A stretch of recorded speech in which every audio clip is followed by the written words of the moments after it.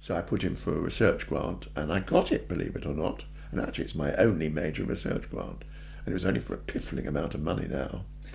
Um, uh, but it was important, and that research is a significant follow-on from the previous one, because it was to open up what I knew about homosexuality. Can it be applied to a whole array of other groups? So it was looking at pedophilia, sadomasochism, transvestism, transgenderism, asexuality, and sex workers, prostitution, and sexual dysfunction, and others. Really quite a rag bag. But the common thread was many of these things had been thought about as clinical problems before, pathologies of one form or the other, studied by psychologists or by biologists or by criminologists or by medical people. And that wasn't adequate, in the same way as homosexuality had been. Once you put it into some sociological framework, it all takes on a very different set of understandings.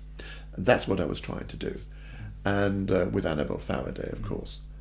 And that it was a very successful research in the sense that it shaped the rest of my life, but it's never been published.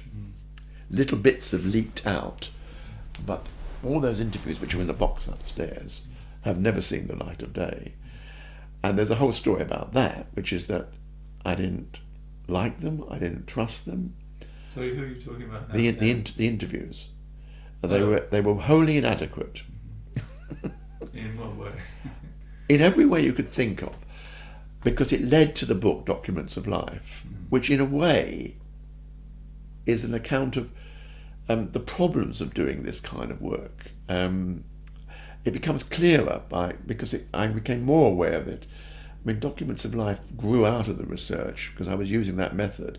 But the second book, which is wholly different from the first one, is actually all about the complexities and almost the impossibilities of doing it. Because by then, I remember in the department doing graduate seminars on the impossibility of doing life story research, which was, yes, you can go a long way with it, but it's all that's not said that you're not getting at, and you can't get at it. In principle, you can't get at it. And the fuzziness of it, and the messiness of it, the incoherent ambiguity of it all, which, as I knew, becomes absolutely clear when you start doing the interviews. Because if you're very good right now, you're letting me ramble, which is what I try to do too. Because if you let people ramble, they'll come up with all sorts of things that lead them all sorts of places. But if you start structuring it in any way at all, really, apart from the slightest little, well, now let's talk about Michael Scofield sort of thing, little prompt now and then they just start filling up what you want to hear. And so lots of other problems. So anyhow, that led to Documents of Life, where I was obsessed for a while with the methodology of it all.